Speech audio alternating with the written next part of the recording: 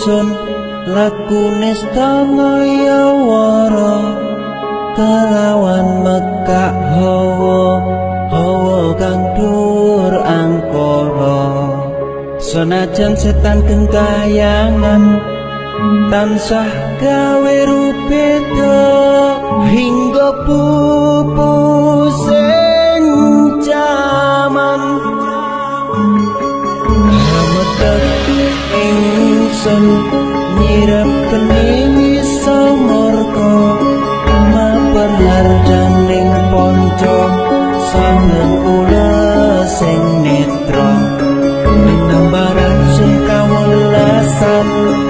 ingkang paring kamulyan Sang Hyang Jati Pangeran jiwa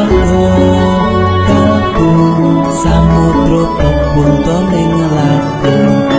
tumuju dhateng Gusti dan kang amurga dumati manunggaling kaula Gusti rendah hati bakal mati mati ingsun tanpa piranti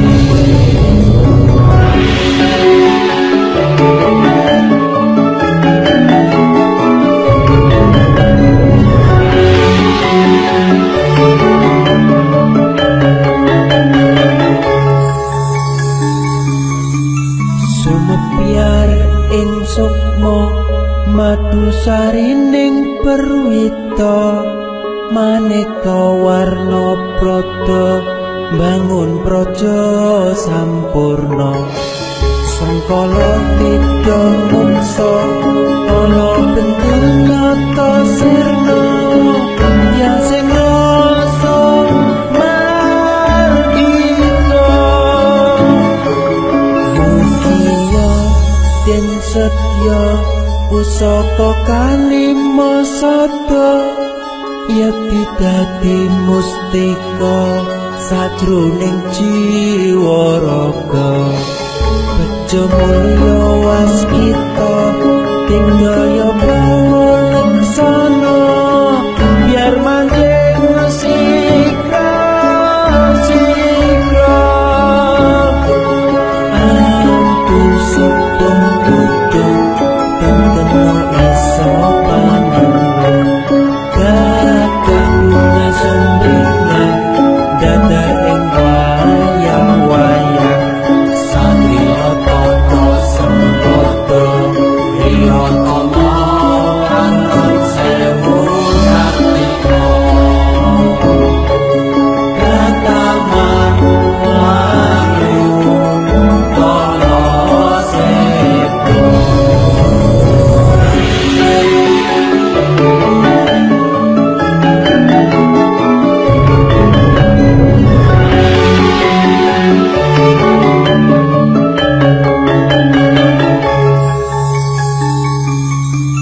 memuji ingsun kanthi suwita linuhung segara ganda arum surep dupa kumelun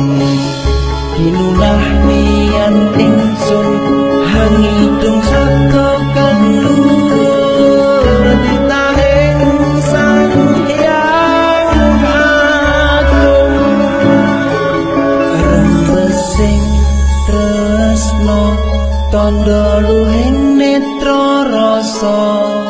rasa-rasaning ati kadya tirta kang suci kawistara japa mantra kondang dadi pepadang balilahing Sang Hyang Wenang nawa dewa jawata tanisan teka bawana prasidya siti kara ing sasana asmara laya sinarendra kala sepo ini sudah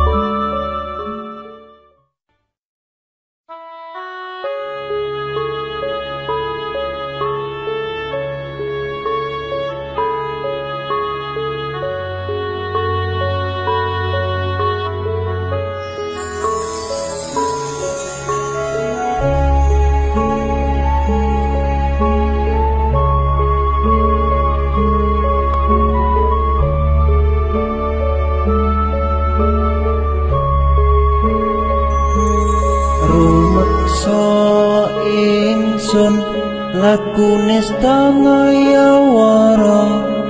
kelawan mekak hawa kang dur angkara. Senajan setan kengkayangan tansah gawe rupeda hingga pupu sing jaman hametek ingsun nyirap kening samarga maperlar janing ponco sangen ula sing netra nombaran sing kawelasan ingkang paring kamulyan Sang Hyang Jati Pangeran jiwaku kalbu samudra kebunto ning laku tumuju dhateng Gusti dan kang amurba dumati manunggaling tangga Gusti rendah akibat mati mukti ingsun tanpa piranti.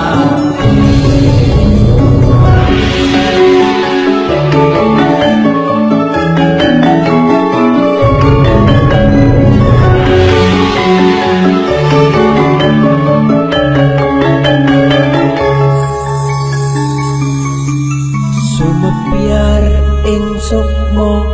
madu sarining perwita maneka warna prata bangun praja sampurna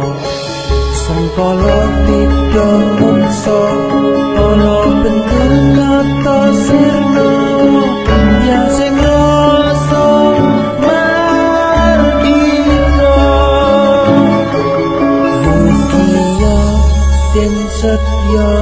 pusaka kalima sada yekti dadi mustika sajroning jiwa raga bejo mulya waskita tinggaya pangulaksana